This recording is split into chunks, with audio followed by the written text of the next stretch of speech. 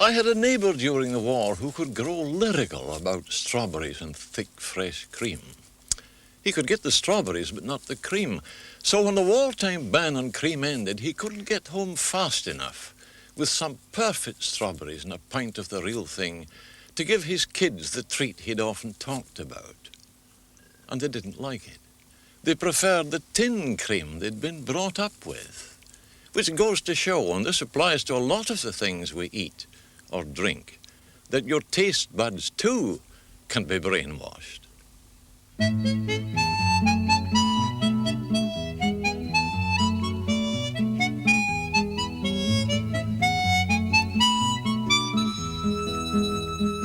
Millions of private thirsts maintain this noble pile. For serious students of the ancient art, or gratified shareholders, brewing's mecca lies just off the M1, Whitbread's huge new place at Luton. 15 acres and £7 million worth of it, one of the biggest in Europe. But golly, it doesn't look like a brewery, does it? Cathedral-like, rather. I'd better think again. Beery light-heartedness would be an irreverence in a place like this. Just what does it suggest? The two-stream antechamber to the pearly gates? A super-duper crematorium? No, Cape Canaveral. Here electronics reduce an ancient earthy craft to flashing lights and twiddled knobs. Different twiddles make 8 different beers. You can smell them just, but you can't see a drop. Everything's hidden behind austere, immaculate steel. At last, in the tasting room, visible wallop. A bitter and keg, like all the beers here. That is, sterilized. Continuing my quest for the perfect pint, you might wonder what I'm doing among the perfumes and toiletries of a chemist's shop. Well, this is what brings me here. Boots the chemist have about a quarter of a market that's growing at a fantastic rate, the home brew market. More and more people, mostly middle class, believe that with the kitchen sink and the airing cupboard, they can take on the big brewers and do better. With 85p and one of these and some water and sugar, you can make yourself 40 pints of wallop. For the big brewers and the kit boys, brew it yourself is becoming a battle cry. Already 18 companies sell £5 million worth of kits a year, but real devotees like Mr. Hunt do it the hard way. What started him off? Well, I was in the local one night and the chap said to me, "Are you making your beer now?" So I said, "How do you mean?" "Well, he said, "You can make it now, it's legal." Yeah. So, of course, I went to the local place and I found out where you could buy and I bought a kit. Started off with a kit. And I made about 5 kits, because they all went wrong at first. And then gradually now I buy the ingredients separately and make my own. What did your wife think of it? Well, at first she didn't like the smell. So that is one of the reasons what drove me down the cellar, because I started off with a saucepan, you see, and a small bin. But smells will go up, sure. Oh, well, I have, you see, when I'm brewing, this is all on.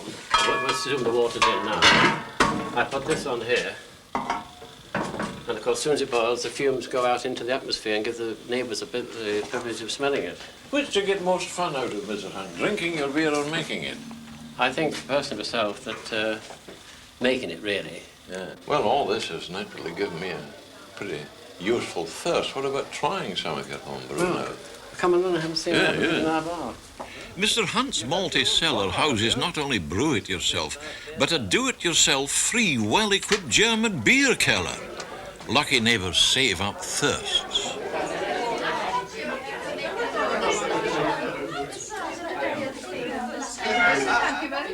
Home brewers have their own annual exhibition and their own magazines. And cheapness, 3 or 4 pence a pint, isn't the only attraction. You can, if you know how, brew good beer.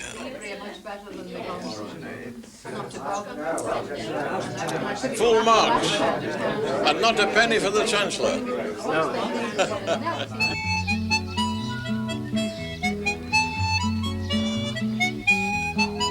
If you're geographically lucky, you can find a pub that pulls beer brewed in a traditional way.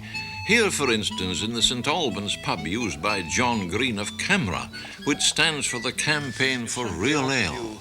I asked him, if someone offered you traditionally brewed bitter in the dark, how could you tell it from keg bitter? Well, drink it. Yeah. Yeah, but describe it to me. Is it the taste? Is it the after effects? This is a real pint of English draft beer. Is there something different about English draft beer? Oh yes, English draft beer is unique.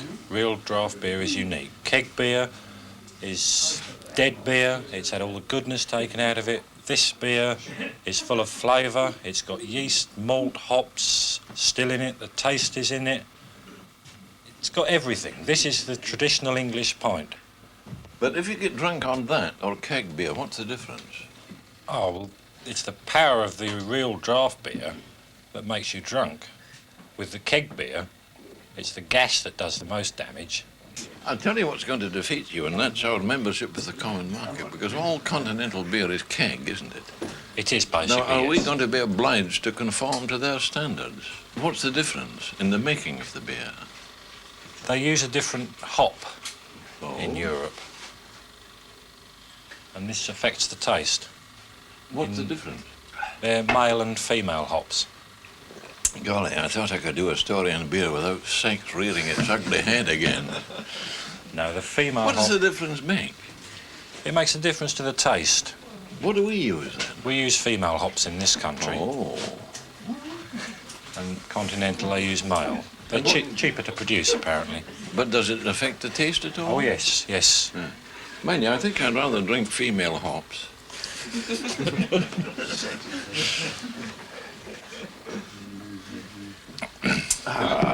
Now from drinking to brewing.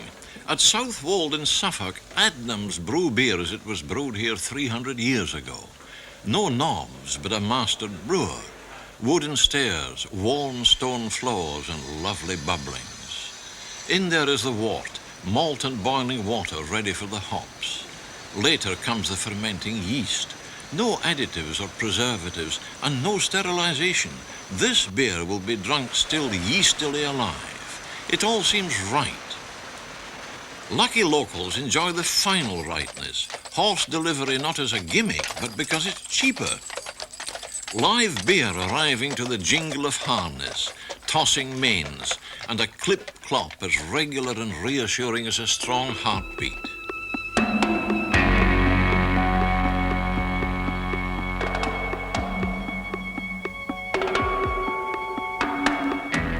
In my self-sacrificing search for the best, I've sampled a lot of beers, and I've found here, as I could in a few other places too, my Perfect Pint. It's a bitter. Maybe it wouldn't be the best for you, because no one beer could be every man's perfect pint, just as no one woman could be every man's perfect mistress. And the Perfect Pint needs more than beer. It needs the right setting and a warm sun and the proper frame of mind. The best beer can't taste right if you've got lumps in the liver. This, then, is my choice. Smooth, not too sweet, not too bitter, and it's a real McCoy. Not sterilized into deadness, but still alive, though more than willing to go down the hatch without a struggle. But you need something else, first of all, something every wise man should cultivate, the perfect thirst. Cheerio.